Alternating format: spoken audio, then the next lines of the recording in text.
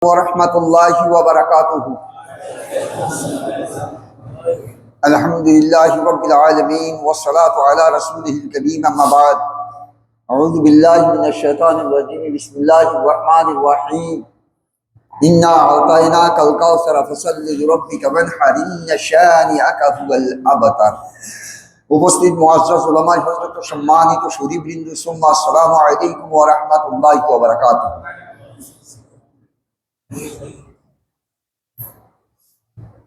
আমরা তো দীর্ঘদিন ধরে কোরবানি করছি এবং করাও দেখছি। যাদের উপরে কোরবানি ওয়াজিব না তারা কোরবানি, ও যাদের ওয়াজিব তারা করে সেটা দেখছে। হয়তো আমার পরে কোরবানি যদি ওয়াজিব না হয়ে থাকে তাহলে আমি হয়তো করছি না, যার উপরে কোরবানি ওয়াজিব সে কোরবানি করছে। কিন্তু যুগে যুগে যা দেখা যায়, যুগ বলতে গেলে তো 12 বছর নাকি, 12 বছরে এক যুগ না, 15 দিনে এক পক্ষ, আর 12 মাসে এক বছর, আচ্ছা, আর 7 দিনে এক সপ্তাহ, 24 ঘন্টায় রাত দিন, 12 ঘন্টায় দিন বা অথবা রাত। আচ্ছা যাক, যা অনেক দিন ধরে আমরা দেখছি এটা। এক সময় এমনও দেখেছি, যিনি মোড়ল, তখন তো ব্যাপার ছিল তো এখনকার মতো সিগারেট বা বিড়ি এত প্রচলন ছিল না, তখন ছিল হুকো এবং গড়গড়া, হুক্কা এবং গড়গড়া খেত, খাওয়া না পান করতো আর কি। হয়তো চেয়ার পেতে বসে থাকতো, আর না হয় চৌকি পেঁচে বসে থাকতো। খন্দকাররা এসে, জি হ্যাঁ, খন্দকাররা এসে কোরবানি করতো। খন্দকার বোঝেন তো? খন্দকার, খুনকার না, খন্দকার, খান্দিদান পড়না খান্দান, আর কার এটা ফার্সি শব্দের ইসমে ফাইল তারকিবি, যারা পড়তে পারে তাদেরকে খন্দকার বলা হয়। আমাদের কাছে এই কোন গোষ্ঠী, তুমি খুনকার গোষ্ঠী। মানুষ তো এর অর্থই বোঝে না, এই হচ্ছে মুশকিল। যখনই বিশ্লেষণ করি তখনই মানুষে কয় যে লোকটা বেশি বকে। কথা বুঝতে পেরেছেন? কোথায় গেলে খুনকার পাড়ায় গেলাম। খন্দকার, এটা ফার্সি শব্দ। খন্দকার, খান্দিদান পড়না খান্দাত, সেখানটা হচ্ছে খান্দ আমরের শিগা, আর কার হচ্ছে ইসমিফাইল তারকিবির আলামত, মানে পড়নেওয়ালা, এর নাম হচ্ছে খন্দকার। আচ্ছা যাক, খন্দকাররা কি করতো? এসে কোরবানি করতো, জবি করে দিত। জবি করে দেওয়ার পরে দিয়ে মোল সাহেবের বলে দিত যে আমাকে কিন্তু কাল্লা দিতে হবে। ওটা বলা লাগে না, ওটা কাল্লাটা দিতে হয়। কাল্লাটা দিতে হয় কেন? মুল্লা এবং কাল্লা পাবে, মরুষ লয়লা একার মুল্লা একার লয়লা একার কাল্লা, এটা তো প্রাপ্য। জি, এটা ফতোয়া। এখন ফতোয়া যখন কুরবানি পশুর কোনো বস্তু, কোনো অংশ, কোনো ব্যক্তি পারিশ্রমের বিনিময়ে যদি দেওয়া হয় তাহলে কোরবানি হবে না। কিন্তু পরিশ্রমটা শুধু কোরবানির পশুর ব্যাপারে যে পরিশ্রম করেছে শুধু এ নাই, কোনো পরিশ্রমের বিনিময়ে দেওয়া যাবে না। কথাটা এই জন্যই আমি ওই খন্দকারের কথা বললাম, মাসালাটা বুঝবেন। একজন ব্যক্তি জমি করে দিয়েছে, তাই আমার জমি করবার জন্য পশুর সঙ্গে কি শ্রম দিয়েছ না, সে জমি করবার শ্রম দিয়েছ না, কথা কিন্তু সুন্দর করে বুঝবেন। আর এত মোবাইলে মানে জ্বালাতন, মানে আর সহ্য করা যায় না। রাত দিন একাধিক রূপে মোবাইল হয়ে যাচ্ছে কি হুজুর এ ব্যাপার কি, এটার ব্যাপার কি। গত মসজিদে বলে গেছি কিছু কথা, তাও অনেক লোকেই, আমি বলছি যে গত মসজিদ ছিলেন আপনারা? হ্যাঁ তা ছিলাম, তো বুঝতে পারিনি ভালো। এত বুঝিয়ে দিয়েও মাসালা বোঝে না, আশ্চর্য কথা। তা তো সত্য কথা, শুকরিয়া তো আদায় করি, কিন্তু যে এত কাজ সে বলার কথা না। যদি সে কাজ করছি, আমার প্রতিবেশী আমার চিনতেই পারিনি, বলছে যে আমি তো মনে করেছি যে এদের লোক। যখন বিসিনি আমি খুব বলছি, খুব দ্রুত গতিতে কাজ করছি আমি, মানে এই পাট নিড়লাম তো, জন চলে গেল, তো পাট নিড়তে গিয়ে লুঙ্গি পরে পাট নিড়তে গেলে কাপড় বেসর হয়ে যাচ্ছে। আমি আচ্ছা ঠিক আছে, আমি আবার এখান থেকে ট্রাউজার কিনে নিয়ে গেলাম, মানে এই পর্যন্ত। হ্যাঁ, ওটা থ্রি কোয়ার্টার এবং গেঞ্জি কিনে নিয়ে গেলাম। এখন পাট তো মাথা ছাড়িয়ে গেছে প্রায়, তো সে সময় মাথা ছাড়াইল না, এই সোয়াদ হইল। আজকে কয়েকদিন হয়ে গেছে পাট নিড়ানো, অত্যাধিক গায়ে ব্যথা হতে লাগলো। মানে ভারী মানুষ ওই একটু চাপ পায়ের পরে ভর দিয়ে যাইতে হয় তো, তার সাথে একেবারে সোজাসুজি তো যাওয়া যায় না। এই মিনতি যেয়ে খুবই কষ্ট হয়েছে, এত কষ্ট হয়েছে তারা বলার কথা। ওই ওই কাপড় গায়ে দিয়ে ওই গেঞ্জি এবং 3/4 পরে আমি বিচেরি তুলে দিচ্ছি গাদায়। তার মানে আমি মাসা করে দিতে পারলাম না, কালকে যা হয়েছিল সেটা ব্লক হয়ে গেছে, মাসা করে দিতে পারলাম না। এই জন্য ওরা যা ঝেড়েছে, বলছে যে আমরা 2 জায়গায় নিতে পারবো না, একই জায়গায় থবো, বারবার নাড়াতে পারবো না, এই গরমে বারবার নাড়াতে পারবো না। আমি করছি যে মাসা করা পর্যন্ত তোমরা এখানে রাখো, এটা আমি তুলে দেবো। আমি এটা দায়িত্ব নিলাম, সেই অনেক বিষয়ে আমি তুলে দিলাম। আমার প্রতিবেশী হঠাৎ করে এসে বলছে আমি তো চিনতেই পারিনি। কেন?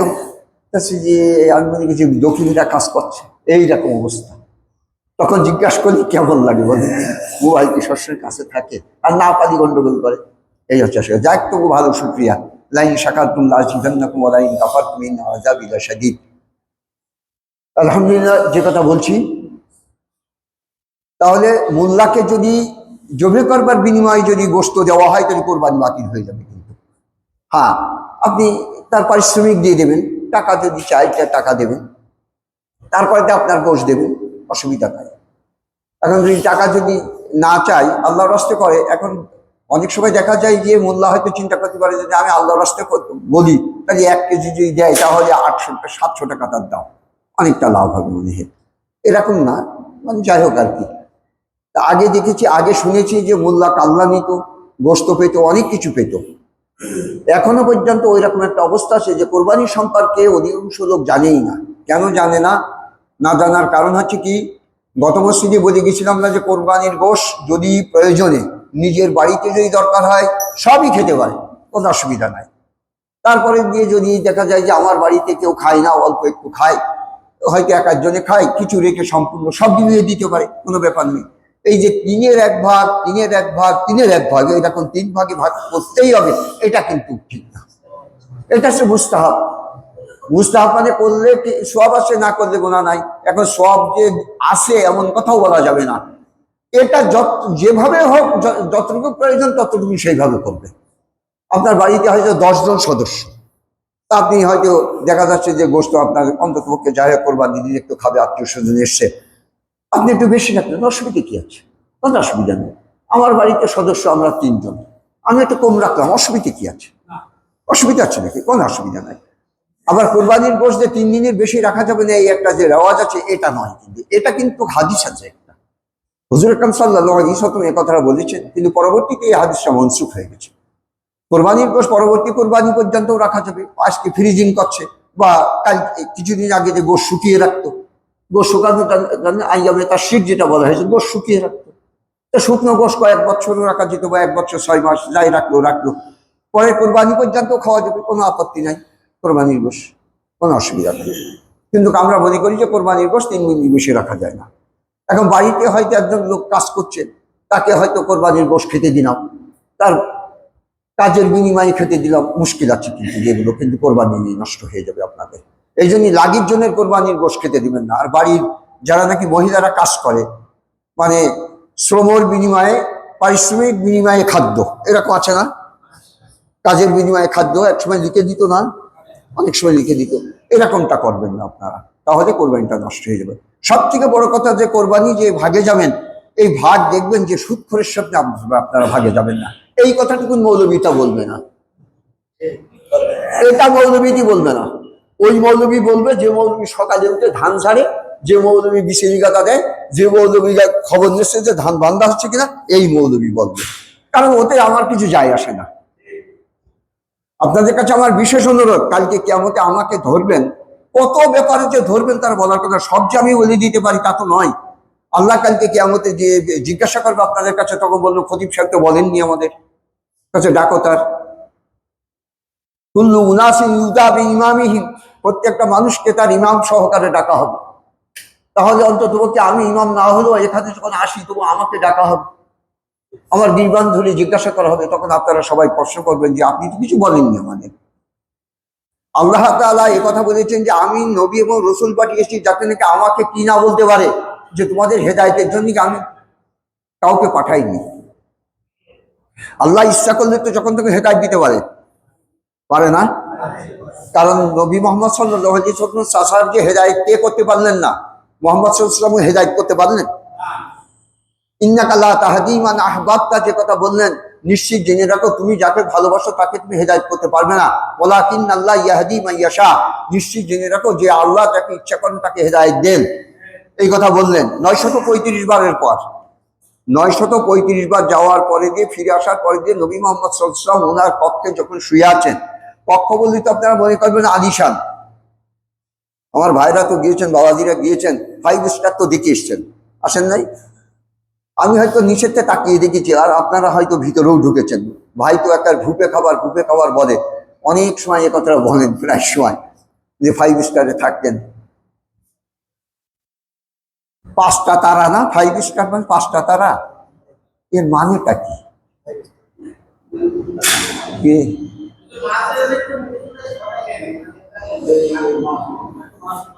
আচ্ছা আচ্ছা, হচ্ছে না? হ্যাঁ, এই বারবার দৃশ্যটা কি হচ্ছে, কি কাছে থাকতে যাচ্ছে প্রত্যেকে হাতে।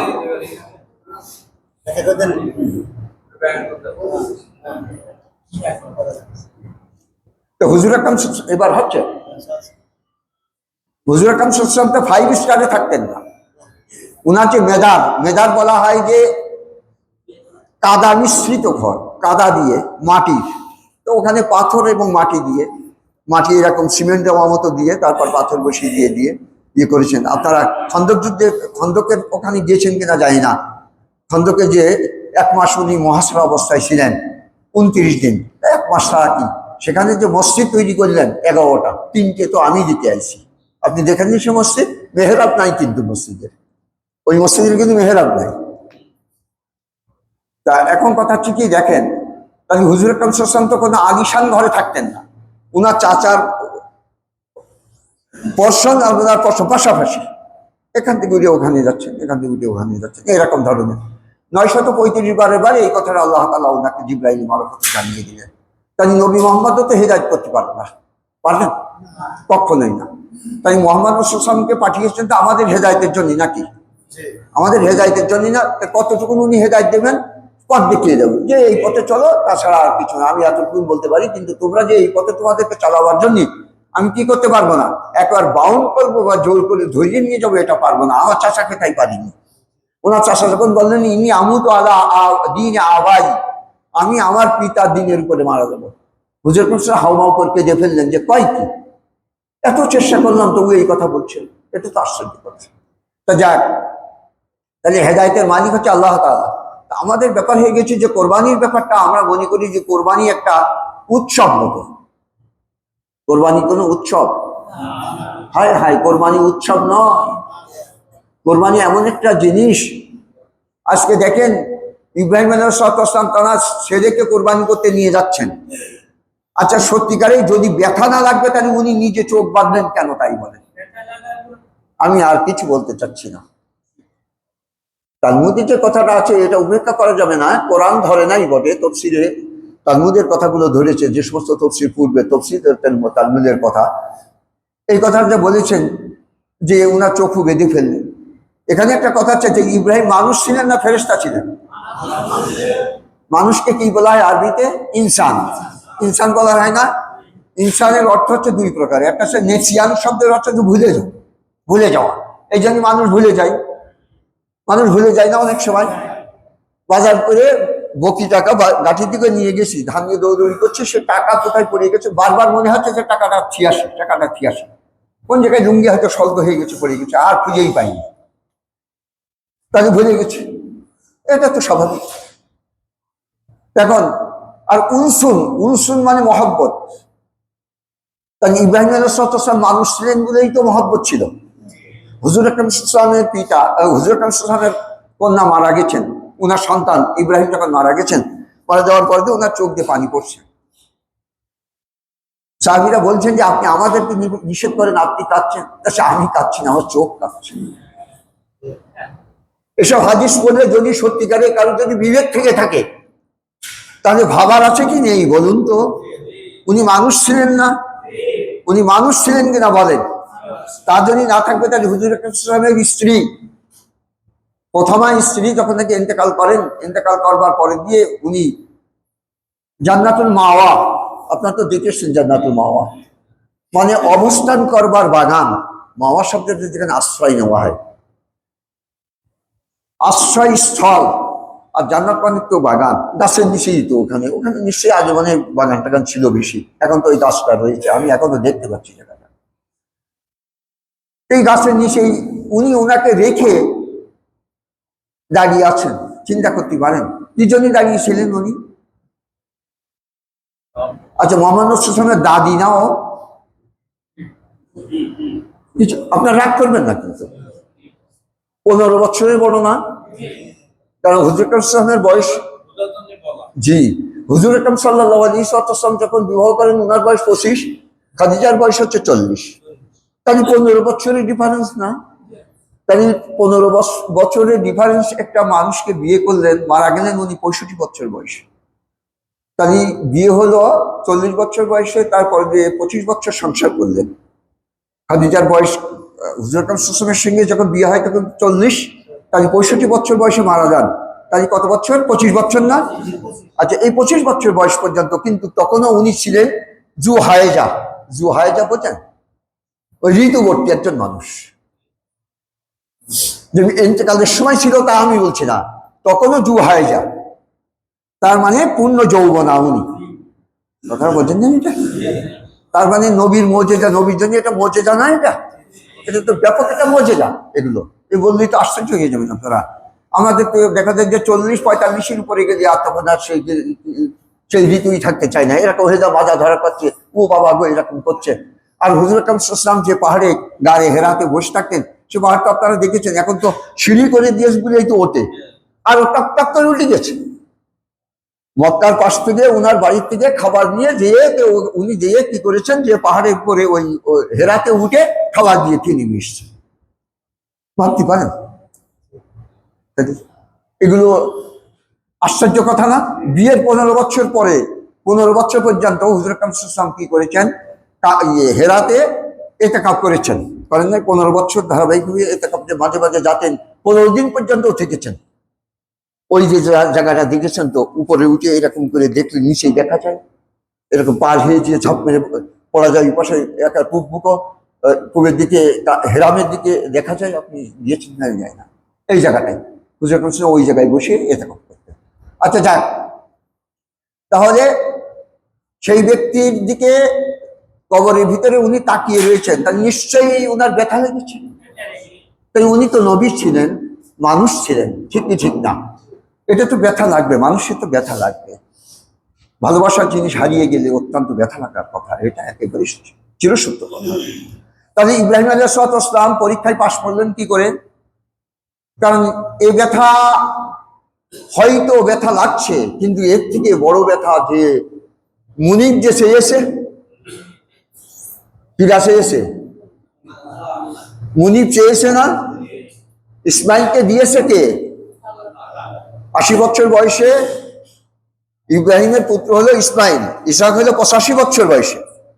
তাহলে এই বাচ্চা তো দিয়েছেন আল্লাহ, এখন চেয়েছে কিনা? আল্লাহ চেয়েছেন। আজকে যদি আমাদের এরকম হতো, তাহলে ওই কথাটা ভাবেন, তাহলে কি আর কোরবানির উৎসবটা বলা যায়? আপনি ওই কথাটা কোন শুধু ভাবেন, এটাই ভাবেন, আমি ওই কথাটা বলতে চাচ্ছি। তাই তো এটা তো উৎসব নয়, এটা এমন একটা জিনিস, সেটা বলার কথা না। হয়তো টাকা আছে, বাজারে কিনে নিজে খরিদ করে জবি করে দিলাম, ভালো কথা, কিন্তু আমি যে জবি করছি, যে আল্লাহ আমার কোরবানিটা কবুল করছে কিনা, এটা সম্পর্কে আমার আগে ভাবতে হবে। কোরবানিটা কবুল হচ্ছে কিনা আমাকে আগে ভাবতে হবে।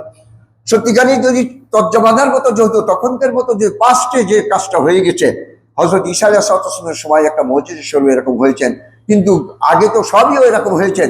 হযরত ইব্রাহিম আলাইহিস সালাম জমানার থেকে কোরবানির গোশত খাওয়ার বৈধর কথা ঘোষণা করা হয়েছে, ভালো কথা।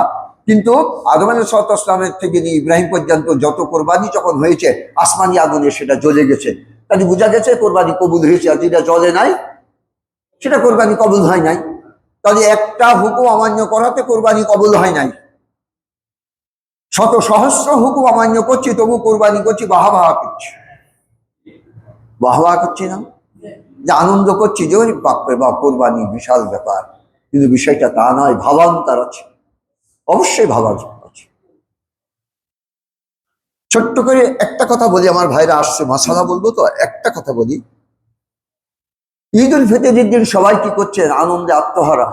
আমিরুল মুমিনিন হযরত ওমর রাদিয়াল্লাহু তাআলা আনহু, উনি বাড়ির ভিতরে কান্না কাঁদছেন।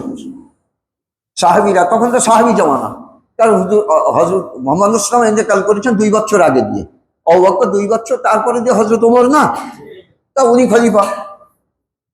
আমিরুল মুমিনিন কান্নাকাটা করছে, সাহাবীরা চিন্তা করছেন যে নিশ্চয়ই বাড়িতে কিছু একটা ঘটছে। দরজায় যখন লক করেছেন, উনি বেরিয়ে এসে করছে যে মা ইউবকিকা ইয়া আমিরুল মুমিনিন, জিজ্ঞাসা করছে যে আমিরুল মুমিনিন আপনাকে কিসে কাঁদিয়েছেন? উনি বললেন তোমাদেরকে কিসে হাসিয়েছে? মা ইউযিকুকুম, তোমাদেরকে কিসে হাসিয়েছে তাই বলো। তা ইয়ামুল ঈদ, আজকে ঈদ, ঈদের খুশি। ঈদের খুশি বলো, ঈদ মানে খুশি না কিন্তু, এটা মনে করে রাখবেন। কিন্তু আলী আকবরের সাইকেল, তাই বিলে আলী আকবর সাইকেল না কিন্তু, এটা সে নেসবাত। নেসবাত 3 প্রকার। তাহলে ঈদের খুশি দেখাচ্ছে যে ঈদের খুশি, ঈদের দিন রোজা রাখলাম কয়েকদিন, 1 মাস রোজা রাখলাম, আল্লাহ তাআলা আমাদের গুনাহ মাফ করে দিল। দেখাচ্ছে যে নবী কি আছে? না, উনি তো ইন্তেকাল করেছেন, ধরেন 2 বছর কি তার থেকে একটু বেশি হবে ইন্তেকাল করেছেন। তা তো কি উনি কি খবর দিয়েছেন যে তোমাদের গুনাহ মাফ হয়েছে? আচ্ছা বলেন, যে প্রসিদ্ধ প্রসিদ্ধ সাহাবী ছিল না তখন? উসমান ছিলেন না? আলী ছিলেন না? জুবাইর ছিলেন না? ইবনে আব্বাস ছিল না? ভাবার কথা না এটা? তাই জিজ্ঞাসা করছে যে তোমাদের কি মুহাম্মদ সাল্লাল্লাহু আলাইহি ওয়াসাল্লাম কি বলে দিয়েছেন যে তোমাদের গুনাহ মাফ হয়ে গেছে? ভাবতে পারেন? ভাবতে পারেন? আমরা তো মনে করি যে একেবারে সবকিছু হয়ে গেছে। কখনোই না। গোলাম খাদেম অতক্ষণ পর্যন্ত মুনিবের মন জয় করতে পারবেন না যতক্ষণ পর্যন্ত খাদেম খেদমত করবার পরে দিয়ে নিজে বিনয়ী না হবে, যে আমি খেদমত করেছি না জানি কি করে ফেলেছি, আল্লাহর একটা হুকুম পালন করেছি না জানি একটা বড় কিছু করে ফেলেছি। বিষয়টা তা নয়। আল্লাহর হুকুম পালন করেছি, আল্লাহ তাআলা আমার কাছ থেকে এই খেদমতটা নিয়েছেন কিনা, আমার এই দানটা বা আমার এই কর্মটা আল্লাহ তাআলা কবুল করেছেন কিনা, এটা সম্পর্কে দারুণভাবে অনুশোচনা করা দরকার আছে কি নেই বলেন তো? তাহলে কোরবানি এমন একটা জিনিস যে সেটা বলে শেষ করা যাবে না, যার পশুর প্রত্যেকটা লোমের বিনিময়ে একটা করে নেকি পাওয়া যাবে। কিন্তু কটা নেকি হলে জান্নাতে যাওয়া যাবে, এই কথা মৌলবীরা কেউ বলতে পারবে না। কিন্তু যে আপনি কি পারবেন? আমি তো পারবই না। না করে আমি বলি না যে তবলিগ ভাইরা বলে না এত নেকি হবে অত নেকি হবে। ভাই জান্নাতে জাতি লাগবে, কত লাগবে? এই কথা আমি প্রশ্ন করেছিলাম। কেন এই কথা বলছেন? তাহলে এখান থেকে ঢাকায় যাবো, একটা মোটরসাইকেল কিনবো, নাই 3 লাখ নাই 4 লাখ টাকায় খরচ হবে। তাই বলে তো 50 লাখ নিয়ে যাবো না। তাই আপনি যদি জান্নাতে যাওয়ার অ্যামাউন্টটা যদি বলে দিতেন যে এত নেকি হলেই জান্নাতে যাওয়া যাবে, ওই পর্যন্ত কামাই করবো, চেষ্টা করে, তারপর আর দরকার নেই। তাই কি বলা যাবে? না, নেকির বিনিময়ে জান্নাত না, ভালো কাজের বিনিময়ে জান্নাত। যে ব্যক্তি নাকি ঈমান আনবে এবং ভালো কাজ করবে তাকে আল্লাহ তাআলা জান্নাত দিবে। আর কোরআনে কথা বলেছে মান কারাআল কোরআনা হাল্লালা হালালাহু ওয়া হারামা হারামাহু, যে ব্যক্তি কোরআন তেলাওয়াত করেছে তার হালালকে হালাল বলে মেনে নিয়েছে আর হারামকে হারাম বলে বর্জন করেছে, তবে তাকে জান্নাতে দিবে।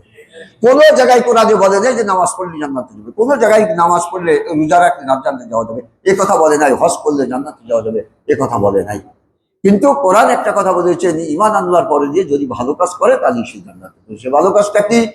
কোরআন যেটা নিষেধ করেছে এটার থেকে দূরে থাকবে, কোরআন যেটা করতে বলেছে এটা করবে। আচ্ছা, আকিমুদ্দিন এটা কিটা বলেছে? আল্লাহ বলেছেন কোন জায়গায়?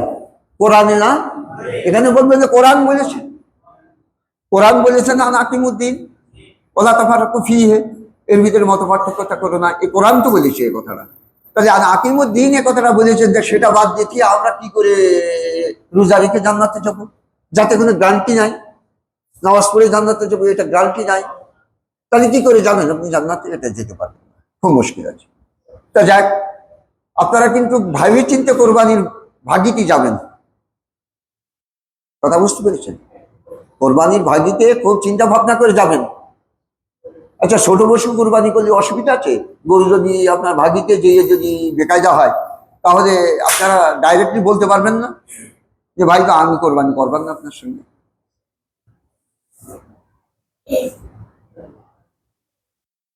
সুদে মিশ্রণ তো আমাদের বাংলাদেশে প্রায় দেখি, ঠিকই বেঠিক বলেননি? কাপড় সুতো পচে গেলে কাপড় ভালো থাকে না, এটা তো আপনারা জানেন তো। সুতো পচে গেছে তাহলে কি কাপড় ভালো হয়? নাকি কাপড় পচে যাক সুতো ভালো আছে, এ কথা বলতে পারবেন? আমি তো আগে বলতে সবাই হাসতো। তাহলে আমরা ব্যক্তিগতভাবে প্রায় লোকই সুদি কারবারে জড়িত, কিন্তু আমরা এগুলো ভাবি না।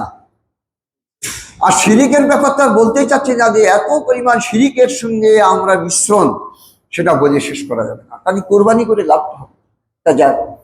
তাহলে কোরবানির পশুর গোশ কোনো বিনিময়ে দেওয়া যাবে না, কষায়ের কোনো কিছুই দেওয়া যাবে না, যাবে? কোনো কিছুই দেওয়া যাবে না।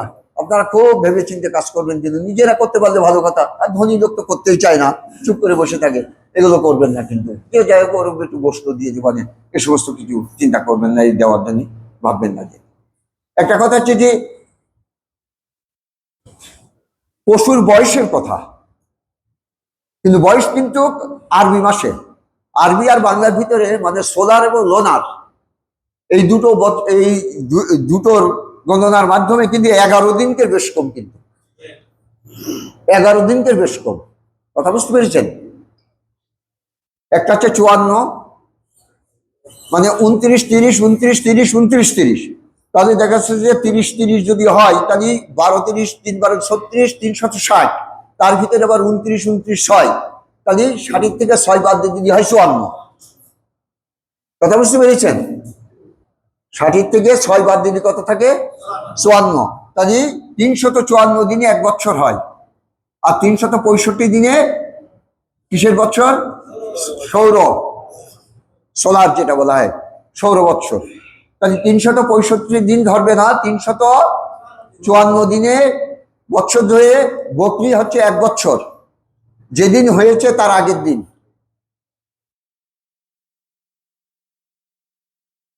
বুঝতে পারবেন? মানে একজন করছে যে হুজুর আমার ছেলের তো আকিকা দেব, তা কি করবো?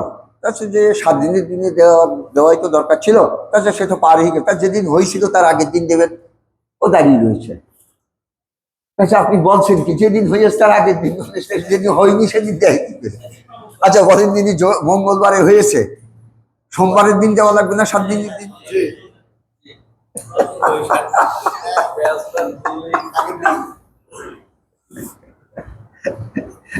আমি পরে দিয়ে একটু মিসমিস করে হাসলাম, কাছে যে বোঝা তো খুবই মুশকিল। একদম মানে মাসালা এই কায়দায় মনে করে রাখতে হবে। মাসালা যে যত কথাই বলুক, মাসালার সূত্র মনে না করলে মাসালা মনে রাখা যায় না। মাসালা মনে রাখা 4টেখানি কথা। যাক, যে কথা বলছিলাম যে ছাগল কিন্তু মুসেন্না, মুসেন্না বলা হয়েছে এখানে। আমি আজকে মৌলানারা যখন জিজ্ঞাসা করেছে, তখন আমি বলছি যে ওই মুসেন্না ওটা সিন দিয়ে কিন্তু, সে দিয়ে না, সা দিয়ে যদি হয় তাহলে দাঁত, আর সিন দিয়ে যদি হয় তাহলে বৎসর। মুসেন্না তো মুসেন্না হচ্ছে 3 প্রকারের পশু হচ্ছে মুসেন্নার কথা বলা হয়েছে। একটা হচ্ছে বকরি বা ছাগল 1 বছর, গরু 2 বছর, গত জুমাতে বলেও দিয়েছিলাম, আর মহিষ 2 বছর, কিন্তু উট 5 বছর। এগুলো আছে মুসেন্নায়ের। গরু আর মহিষ 2 বছর, আর ছাগল 2 বছর, সে পাঠা হোক আর পাঠি হোক। এবার একটা কথা যা দেখেন, খন্দকার বলছে যে ছাগল তোমার শিয়ালে ধরিল। আগে তো প্রচুর পরিমাণ শিয়ালে ধরতো না, জঙ্গলের কাছে গেলেই দেখো যে গলা ফুটো করে দিয়েছে, রাত্রি গিয়ে গলা ফুটো করে দিয়েছে ছাগলের বাচ্চার, এরকম গলা চিত্র করে দিত। তখন তো এত ঔষধ ছিল না, একেবারে চৈরো ঝাল গুঁড়ো করে দিয়ে ওর ভিতরে ঝাল তুলে দিয়ে দিয়েছে, তাতে করে বিষ কমে গেছে, বেঁচে গেছে। আচ্ছা বলেন জানি, ঋষিটি যেটা কাটে সেটাই ক্ষত বেশি হয়, না শিয়ালে যেটা সিদ্ধ করে সেইটা ক্ষত বেশি হয়? ঋষিটি যেটা কাটে সেইটা কত বেশি হয় না? তাহলে ঋষিটিকে যেদিন ঋষিটা যদি কোরবানি হয়, শিয়ালে ফুটো করে দিলে কোরবানি হবে না কেন? এই কথা আমি গরিব জানে এই পাশে যাওয়ার আগে দিয়ে 13 বার যে পড়াইলাম, তাকে একদিন বলিলাম তাতে আমি বলি না। আমি কিছু বাচ্চা বলেন দিনই, এই যে গরু কোরবানি করে না, তাহলে এই যে ছাগল কোরবানি হবে না কেন?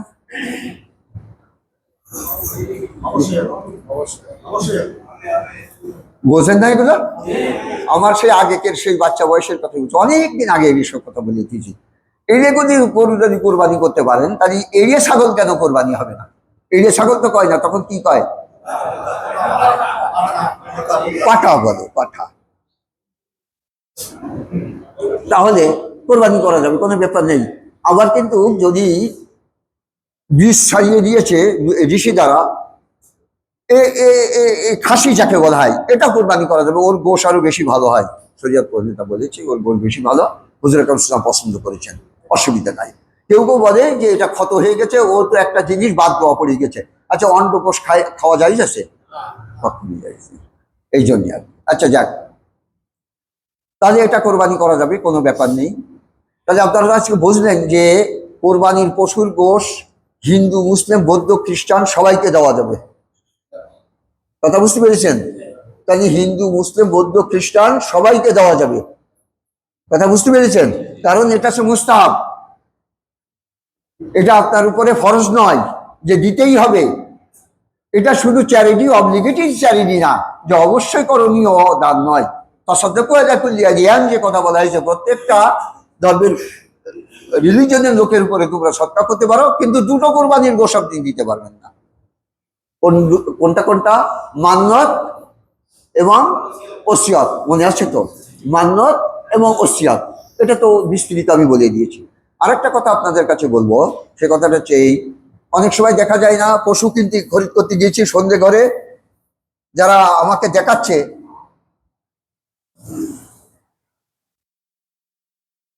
তার মানে এই থুতমিকে কি ধরেছে, এইরকম নোট ধরেছে যাতে নাকি নিচে। আচ্ছা, গরুর কোন পাখি কি দাঁত? নিচেই দাঁত না, বোঝেন না? তা ধরে দেখিয়ে দিয়েছে, গরু এরকম দেখিয়ে দিয়েছে, দাঁত পড়ে গেছে, থুতমি এরকম দেখে গেছে, ও নোট দেখা যাচ্ছে, আমি দেখে গেছি, হ্যাঁ সব তো আছে, সব ঠিক আছে, কিনে খরিদ করে নিয়ে গেছি, যে দেখি যে দাঁত নেই। এখন দাঁত নেই, তাহলে দাঁত সব কয়টা পড়ে গেছে না অর্ধেকের বেশি পড়ে গেছে? এখন যদি সব কয়টা পড়ে যায়, যদি আমি ধনী হই তাহলে কিন্তু কোরবানি হবে না। আমি যদি গরিব হই, তাহলে কি করতে পারবো? আমি কোরবানি করতে পারবো। আপনার তো সেদিনকে গরিবের মশালা শুনে হাসিছিলেন, কথা বুঝতে পেরেছেন? হাসিছিলেন না? শরিয়ত প্রণেতা বলেছেন যে একজন ব্যক্তি পশু খরিদ করে নিয়ে গেছে, নিয়ে যাওয়ার পরে দিয়ে দেখা গিয়েছে তার কি হয়ে গেছে, দাঁত সব পড়ে গেছে। হয়তো চোখ, একটা দুটো চোখই অন্ধ হতে পারে, কি একটা চোখ একেবারেই অন্ধ, অথবা একটা চোখের 1/3 একটু বেশি অন্ধত্ব। এই পশুগুলো কিন্তু খরিদ করবার পর দিয়ে কোরবানি করা যাবে না। মনে করেছে যে পশু ভালো, অথচ এরকম পরে দিয়ে জানা গেল এরকম। কিন্তু যদি গরিব লোকে যদি এরকম কোনো পশু যদি খরিদ করে নিয়ে যায়, তাহলে সে করতে, কারণ তারপরে তো কোরবানি ওয়াজিব না, ওইটাই তো ওয়াজিব করে নিয়েছে, তো ওটা দিয়ে দেবে। এখন পশু আমি খরিদ করেছি, হারিয়ে গিয়েছে, কথা বুঝতে পেরেছেন? কি হয়েছে? হারিয়ে গেছে। হারিয়ে যাওয়ার পরে দিয়ে এখন আমি যদি ধনী হই, তাহলে আর একটা কি করতে হবে? খরিদ করে কোরবানি করতে হবে। আর যদি গরিব হই, তাহলে ইচ্ছা করে আমি যদি কোরবানি করি, ভালো কথা, আর যদি না করি, আমার পরে কোরবানি ওয়াজিব নেই, হারিয়ে গেছে। কথাটা বুঝতে পেরেছেন? একই কথা হচ্ছে যে হারিয়ে যাওয়ার পরে দিয়ে কোরবানি করে দিয়েছে, আমি একটা কিনে কোরবানি করেছি, আমি গরিব, কিন্তু ঘটনা চক্করে কোরবানির পরে দিয়ে ওই পশু পাওয়া গিয়েছে। এইবার আমার ঘরে কিন্তু ডবল চাপ, কারণ পারবি না তো হাঙ্গা বইনি কেন? একটা কথা আছে যে খাইতে দিতে হারিবা না, এখন হাঙ্গা বইছো তো খাইতে তো দিবা। মানে বিবাহ শাদী করেছে, ও ভরণ পোষণ দিতে পারে না, এখন স্ত্রীকে এই কথা বলছে। তুমি যখন তোমার ঘরে কোরবানি ওয়াজিব ছিল না, তুমি যখন ওয়াজিব করে নিয়েছো, তাহলে এবার কিন্তু তোমার এটাও দিয়ে দিই। আজ ধনী হয়ে কোনো অসুবিধা নেই, একটা তো দিয়েই দিয়েছে, তার কোরবানি আদায় হয়ে গেছে, পরবর্তীতে পেয়ে গেছে, কোনো অসুবিধা নেই। বা কোরবানির দিনেই পেয়ে গেছে, কিন্তু আরেকটা খরিদ করেছে, এটাও দিতে পারে, ওটাও দিতে পারে, কোনো আপত্তি নেই। আর যদি গরিব হয়, তাহলে কিন্তু মুশকিল আছে, ও নিজে ওয়াজিব করে নিয়েছে। কথাটা একবার বুঝতে পেরেছেন কি ব্যাপার? তাহলে এই সমস্ত জিনিসগুলো সবসময় লক্ষ্য রাখতে হবে। অনেক সময় দেখতে হবে যে গরু নিয়ে গিয়েছি, হয়তো 2 দিন কি 3 দিন আগে খরিদ করেছি, হঠাৎ করে খুঁজে হয়েছে, হয় না? কৃষক মানুষরা জানে যে গরু খুঁড়ে হলি, কৃষকরা জানে গরু খুঁড়ে হলি কি হয়। এখন কথা হচ্ছে যে 1 পাই হয়েছে কি 2 পাই হয়েছে। এখন যদি পাই, যদি সাহারা শব্দের অর্থে চাপ দিয়ে যদি যে জায়গায় জমে করবে ওই পর্যন্ত যেতে পারে, তবে এই কোরবানি করলে হবে। আর যদি পায় এরকম উঁচু করেই রাখছে, দেখা যাচ্ছে যে 1 পাই মানে চাপই দিতে পারছে না, তাহলে কিন্তু এই ল্যাংড়ার আর কোরবানি করা যাবে না। এখন দেখা যাচ্ছে যে একটা পশু জন্মগতভাবে তার কান নেই, তাহলে কিন্তু তার কোরবানি হবে না। কিন্তু ছোট আছে, কান অপেক্ষাকৃত একটু ছোট। অনেক পশু, অনেক ছাগলের দেখা যাচ্ছে একটা কান ঝুলে একদম মানে নিচে দিয়ে বেয়ে যাচ্ছে, দেখা যায় না, এরকম কান না, ছোট কান হবে। অথচ কান ছিল, কেটে পড়ে গেছে, 3-এর 1 বেশি পড়ে গেছে, 3 ভাগের 1 ভাগ পড়ে গেছে, তাহলে কিন্তু এর কিন্তু কোরবানি হবে না। এখন দেখা যাচ্ছে যে একটা পশুর কান এত ছিদ্র হয়ে গেছে, এই ছিদ্র এক জায়গায় করলেই দেখা যাচ্ছে একটা কানে 3-এর 1 বেশি হবে, তাহলে কিন্তু কোরবানি হবে না। কেমন ধরেন, অনেক সময় দেখা যাচ্ছে যে যেমন নাকি মশারি পরিয়ে যদি কেউ যদি নামাজ পড়ে, আচ্ছা বলেন দিন, মশারি যদি এক জায়গায় করা হয় সমস্ত সুতো কাপড় হিসাবে, তাহলে ফাঁকা বেশি থাকবে না কাপড় বেশি হবে? কাপড় বেশি হবে। মশারির যে ছিদ্র, এই ছিদ্রগুলো যদি ক্যালকুলেট করা হয়, আর যতটুকু বুঝে দিয়েছে এই দুটো যদি ক্যালকুলেট করা হয়, কোনটা বেশি? ছিদ্র বেশি হয়ে যাবে না?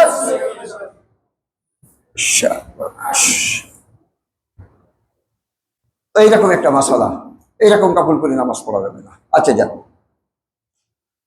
তাহলে কোরবানিও এরকম, কান যদি ওই রকম হয় তাহলে মুশকিল আছে। আর জন্মগত ভাবেই যদি শিং যদি কোনো পশু না থাকে, অনেক সময় নাড়া ছাগল আছে না, নাড়া ছাগল আবার শিং ভেঙে গেছে। এখন শিং ভেঙে গেছে এতটুকুর পরিমাণ যে উপরতে ভেঙে গেছে, অসুবিধা নাই। অনেক সময় দেখা যায় না খোলস উঠে যায় গরুর, হরিক লাগ দিয়ে বা বাড়ি দিয়ে হোক, যা করে গাছের ডোল দিয়ে এরকম করে ভেঙে যায় না। দামড়া গরু ছিল না বাবা, ছাই দেওয়া যায় না। হ্যাঁ, গরু শিং ভেঙে গেছে, কিন্তু ভেঙে গেছে এরকম ভাবে ভেঙেছে যে একটা মক্ষম দেখা যাচ্ছে, মজক দেখা যাচ্ছে, তাহলে কিন্তু কোরবানি হবে না। অনেক সময় একেবারে মানে মূল থেকে উঠে দড়ি মেরেছে, তাহলে কিন্তু কোরবানি করা যাবে না, এটা বলে কোরবানি হবে না। এইগুলো খুব খেয়াল করে দেখবেন এই সমস্ত সব। তাহলে তো কোরবানির মাসালা গত জমার থেকে নিয়ে পর্যন্ত যথেষ্ট পরিমাণ শুনলেন না? কোরবানির গোশ কিন্তু সাহেবে কোরবান বেচতে পারবে না। আবার এই মাসালাটা একটু বলি, কোরবানির গোশ যিনি কোরবানি করেছেন ইনি বিক্রি করতে পারবেন না। তাহলে ইনার বাড়িতে যে সমস্ত লোক মাহিনা রয়েছে, এখন তো মাহিনে থাকা যাবে, শত লাগির জন ছিল না এক সময়, এই লাগির জন্য যে দেবে তাহলে কিন্তু তার পয়সা দিতে হবে। আর যদি পয়সা না দিতে চায়, তার জন্য আগে কাঁচা গোশ দিয়ে দিতে হবে, কাজে বাপুরে তোর আমি এই গোশটুক দিয়ে দিলাম। ও যদি বলে যে ঠিক আছে আপনি রান্না করে দিন, তাহলে রান্না করে দিতে পারেন। তার কথা বুঝতে পেরেছেন? যে আপনি আপনি আমাকে দিয়েছেন, আমি আপনার কাছে দিলাম, আপনি আমাকে রান্না করে দেন, আমি আমার গোশ আমি খাচ্ছি। এখন একটা কথা আছে, কেউ কোনো সময় এই মশলা যখন আমি প্রথমত বলেছিলাম, বলবার পরে দিয়ে এই দেশের মৌলবীরা একটা কথা বলেছিল যে অন্যান্য তরকারি তো দেওয়া হয়, অন্যান্য তরকারি তো দেওয়া হয় না, শাক কচু মাছ এ সমস্ত দেওয়া হয়, আর গোশও দেওয়া হয় কোরবানির গোশ। আমি বলছি যে দেখেন, আপনার বাড়িতে যদি জামাই আসে বা বিয়ে আসে, ওদিনকে কি ওই লোকটাকে ওগুলো খেতে দেন না? তো চুপ করে ধেয়ে পাচ্ছ যে হ্যাঁ দিই, তাই তো ওই দিনকে দাম কেটে নিতে হবে। কিন্তু দাম তো একাধারে একই রকমের কাটা হয়। একটা পরিস্থিতির আপনি যে টাকা দেওয়া হয়, আর এমনি যদি ছোট ওজন নেওয়া হয় তার থেকে দ্বিগুণ মানে বেশি টাকা দিতে হয় না? কারণ তেল তামাক খাওয়া দাওয়া সবকিছু কিন্তু কেটে নেওয়া হয়, তারপরে দিয়ে তাকে দিন ধার্য করে টাকা দেওয়া হয় যে মাসে এত দেবো, কি 5,000 দেবো, কি 6,000 দেবো, এইরকম দেবো। কিন্তু যদি ছোট ওজন নেওয়া হয়, এখন একটা জন 500 টাকা, তাহলে 15,000 টাকা, তাও তো এক বেলা। তাই যদি একটা লাগেজ যদি পরিস্থিতি রাখা হয়, তার তো অত দেওয়া হয় না, কারণ তার তেল দেওয়া হয়, তামাক দেওয়া হয়, থাকতে দেওয়া হয়, কাপড় চোপড় দেওয়া হয়, খেতে দেওয়া হয়। হাড়ি কয়নার সাধারণ ভাষায় আমাদের দেশে কয়না যে হাড়ির মূলই যা জোটে পাবো তাই খাবা, তোমার জন্য ভালো মন্দ মানে সবসময় দেবো তা নয়। কচুর শাক, গোশ আসলি গোশ, জামাই আসলি সেদিনকে যদি একটু ভালো রান্না করা হয় সেদিনকে তাই হবে। তাহলে হাড়ির মূলই যেটা জোটবে সেইটাই ওর কাছে বিক্রি। তাই কোরবানির গোশও বিক্রি হয়ে গেছে না ওর কাছে, কোরবানির গোশ বিক্রি হয়ে গেছে। কোরবানির গোশ সাহেবে কোরবানি বেচতে পারবে না, কিন্তু অন্য লোকে বেচতে পারবে। তাহলে কোরবানির গোশ গুলো বেচা যায় কি করে? কোরবানির গোশ বেচা যায় এই ব্যাপার যে 40 ভাগ লোক, 39 ভাগ লোক ধনী, একজন আমি গরিব মানুষ। সবাই 1 কেজি করে দিয়েছে, তাহলে আমার ক কেজি হয়েছে? তাহলে আমার তো 2 কেজি সিজনাই আমার পক্ষে অসুবিধা, কারণ 39 কেজি গোশ শান্তি কেজি 4টেখানি তেলের দরকার না। না শস্য বাটা দিয়ে খালেও তো অন্তত কিছু শস্য তো লাগবে। আমার মতো গরিব মানুষ যদি শস্য বাটা দিয়ে খায় তাহলে তো অন্তত শস্যেরও তো দাম আছে, তাহলে আমি বেচতে পারবো। কারণ আমার যে বকিটা আমি অল্প কিছু রেখে আর সব বেশি তার বাবার কোনো আপত্তি নাই। কিন্তু এই যে যারা কোরবানি করেছে 39 ঘর লোক, এরা কিন্তু বেচতে পারবে না। কথা বুঝতে পেরেছেন কি বলেছি? তাই মাঝে মাঝে আমি একটা কথা বলি যে কোরবানির গোশ একজনের আমি হেবা করে দিলাম, ভাই কোরবানি করেছে বড় এক গরু, আমাকে হেবা করে দিল, আমি বিক্রি করে আমি ওর টাকা দান করে দিলাম। এই ছোটবেলায় আমি বলছিলাম, আজ একবার তুমি বড় ফ্যাস্টারি খুব খটখটটা দেবে না, হবে কিনা বলেন? যে এ তো মাসালাই তো দেখি যে হর মানে হেবা করে দিয়েছে। ওই ফকির যদি আপনার যদি 10 টাকা আপনার দিলাম দান করলাম, আপনি হাজিরা দিলাম, দিতে পারবেন না আপনি? আচ্ছা যাক, এটা একটা মাসালা, ব্যাপক একটা মাসালা। তাহলে কোরবানি করবে কারা? যারা আল্লাহর আইন মানে, না যারা শুধু নামাজ পড়ে? যারা আল্লাহর আইন মানে। আছে আল্লাহর আইন কি শুধু নামাজ? আর কিছু আছে? রোজা আছে, হজ আছে, যাকাত আছে? আচ্ছা আল্লাহর আইন বিচার আচার আছে? আচ্ছা আল্লাহর আইন কি অর্থনীতিটা আছে? আল্লাহর আইন সমাজনীতি? তাহলে বিচার আচার মানে যেটাকে বলা যেতে পারে যে বিচার বিভাগে, তারপরে দিয়ে মানে সামাজিক সোশ্যাল যেটা, তারপরে যাকে বলা যেতে পারে যে কমার্শিয়াল যে ব্যাপারটা অর্থনীতি যেটা, তারপরে দিয়ে একটা আছে পলিটিক্যাল। আচ্ছা পলিটিক্যাল কি বিচার নিচ্ছে আল্লাহ কোরআনে আছে, আল্লাহ বলেছেন। আচ্ছা পলিটিক্যালে যদি সত্যিকারে আল্লাহর আইন বাদ দিয়ে ওই পলিটিক্যাল করে, তাহলে তাদের উপর কোরবানি কতটুকু ফরজ? আপনাদের ধরে নিয়ে যাবে? আপনাদের ধরবার আগে আমাকে ধরবে না? না আপনাদের ধরে নিয়ে যাবে এই কথা বলছেন বলে আপনাদের ধরে নিয়ে যাবে? কারণ আল্লাহর আইন অমান্য করলেই তার উপরে কোরবানি ওয়াজিব নাই। অমাইয়া থেকে গায়রাল ইসলামে দিনা ফালে ইউকবাদামি, এটা কোরআন, এটা তো কোরআন। তাহলে দেখেন নি বাংলাদেশে কত লোকের উপরে কোরবানি ওয়াজিব, একটু ভেবে দেখেন। আমি আমারটাই ভাবি, আমার করে কোরবানি ওয়াজিব আছে কিনা। আচ্ছা কোরবানি কি প্রতি বছরই ওয়াজিব হয়? এটা তো অর্থের উপরে, এটা তো অর্থের উপরে। 1 বছর আমার অর্থ আছে, 1 বছর নেই, তাহলে কি যে বছর নেই সে বছরকে দিতে হবে? যে দিয়ে আসছি এবারও দিতে হবে, এরকম কোনো কিছু? ছোট্ট করে একটা মশালা বলবো, কোরবানি কিন্তু হাওলাইতে টাকায় হয়। কমেন যে এখন নেই দিতে পারছি না, কিন্তু না একটু পরে টাকা আসবে। এমনও হতে পারে অনেক লোক ধনী লোক আছে, অনেক সময় দেখা যায় যে আমি তো বাজারে এসে অনেকদিন আজকেও অনেকদিন পরিশোধ করে আসলাম, অনেক সময় একজনের কাছে গিয়ে তাড়াতাড়ি নিয়ে আমার টাকা নিয়ে তাড়াতাড়ি নিয়ে চলে যেতে হয়, সংসারের ঝামেলা নিয়ে যেতে হয়। তো এটা যদি চলে তাহলে কোরবানি চলবে না কেন? তাই বলে সুদী লোক নিয়ে নেবেন না, কিন্তু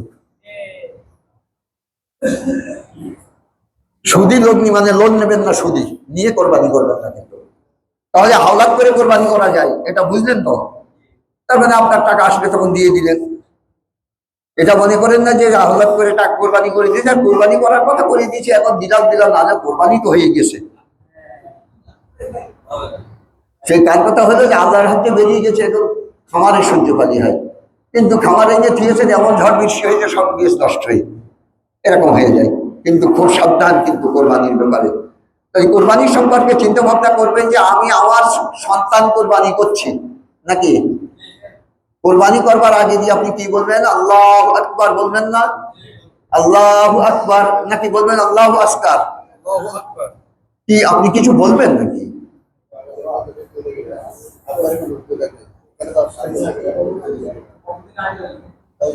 আপনি গত সময় আসছিলেন না? হজ করবো, নিয়ত আছে তো হজ করবার? নিয়ত করলে উজু করা লাগে না? আচ্ছা উজুর আগে নিয়ত করলে কি নিয়ত হবে না? ওকে কোথায় যাচ্ছ? ওটা নামাজ পড়তে যাচ্ছি। তা নামাজ পড়তে যাচ্ছ তো মসজিদে না ঢুকে কলে যাচ্ছ, তাহলে উজু করবো না? তাই তো নিয়ত তো না উজুর আগে করে এসছেন, হাত লাগাও না, কিন্তু উৎসলে যাচ্ছে। আচ্ছা, কোথায় যাচ্ছ? উজু করতে যাচ্ছি। তা উজু করতে যাচ্ছ, তা তাহলে উজু তো নিয়তের আগে, উজুর আগে নিয়ত করিস না? তাহলে তখন তো বিনা উজুতি নিয়ত করেছে, তো নামাজের নিয়ত বিনা উজুতি করলে হবে তো? এই তো সর্বনাশ করিয়েছ। আচ্ছা, আজকে সকালবেলা উঠে কে কে ভেবেছেন যে জুমার নামাজ পড়তে যাইতে জানে? ভেবেছেন না? উজু নেই হয়তো, কেউ বাইরেতে এসছেন, কেউ ইয়ে করেছেন। আচ্ছা, বলেন জুমার এই নিয়তটা কিন্তু একেবারে সে অনেক আগে করে দিয়েছেন না? তাহলে নিয়তটা কিন্তু উজুর আগে করা যায়, অনেকগুলো কাজ আছে উজুর আগে করা যায়, মানে উজুর আগে করা যায়। আচ্ছা, কাপড় পরিধানের আগে যে নিয়তের ইয়ে যখন নাকি কাপড় কাপড় পরা কি 70 টাকা ওয়াজিব ফরজ না? আপনি 70 টাকা, তাহলে কাপড় দিয়ে তো 70 টাকা নাকি? তাহলে এটা তো উজুর আগেও, উজুর আগে করতে হয় না? এগুলো করে না? উজু উজু করতে যাচ্ছেন ল্যাংটা অবস্থায় না, উজু করে তারপর এগুলো করে। এই কথাগুলো বললে মানুষ বুঝতে পারে না, অনেক কাজ আছে যে উজুর আগে করে নেই মানুষ, তাই না? তাহলে এখন কথা হচ্ছে যে যদি আপনাদের পরে হজ ফরজ হয়ে থাকে তাহলে আপনারা কিন্তু হজ করবেন। আল্লাহ রসুল বলেছেন যে ব্যক্তির পরে হজ ফরজ, বাইতুল্লাহ জিয়ারত করলো না, একেবারে সত্যিকারে সে যে ইহুদি এবং নাসারা হয়ে মরল কিনা এটা আমি বলতে পারবো না, একথা বলেছেন। তাহলে ইহুদি এবং নাসারা সম্পর্কে বলা হয়েছে, তাহলে যাদের উপরে হজ ফরজ, লিল্লাহি আলা নাস হিজুল বাইত মান ইসতাতা ইলাইহি সাবিলা, যে সমস্ত ব্যক্তি যাতায়াত খরচা যাদের আছে তারা কি করবে? হজ করবে। কথা বুঝতে পেরেছেন? তাহলে হাজ যাদের উপরে ফরজ তারা কি করবেন? হজ করবেন। এই তো হজের মৌসুম চলছে না? কবে থেকে হজ? বুধবারে তো একেবারে ফুলফিল, 10 তারিখ মনে হয় বুধবারে নাকি মঙ্গলবারে? আমাদের এখানে বৃহস্পতিবারে না? ঠিক, আমি তো মনে করছি বৃহস্পতিবারে। আর ঈদ কি বারে? বুধবারে কি করে? 28 তারিখ। আমি তো তাই বলছি, কাজে ওখানে একদিন আগে না? আরাফাতের কথা বাদ দেন, আমার কি তাই বুঝাচ্ছে? আরাফাত একটা ফরজ, ভালো কথা। আপনি মেনাতে যাবেন 8 তারিখে, আরাফাতে 9 তারিখে আপনি যাবেন, আর মেনার থেকে সকালে উঠে যে সন্ধ্যা পর্যন্ত আরাফাতে থেকে এসে মুজদালিফায় ওই রাত্রিতে থাকবেন। আরাফাতের দিন, হজের দিন 10 তারিখে হচ্ছে হজের দিন। আরাফাত হচ্ছে উকুফে আরফা বলা হয়, উকুফ মানে অবস্থান করা। আদম আলাইহিস নবী সাল্লাল্লাহু আলাইহি ওয়াসাল্লাম আরাফাতের ময়দানে এসে দাঁড়িয়েছিলেন। দাঁড়িয়ে থাকার পরে দিয়ে যখন বললেন না রব্বানা ইন্নী রাআইতু ইলা কাওয়াইবিল আরশ, আমি আরশের দিকে তাকিয়ে দেখেছিলাম। নবী তো তখন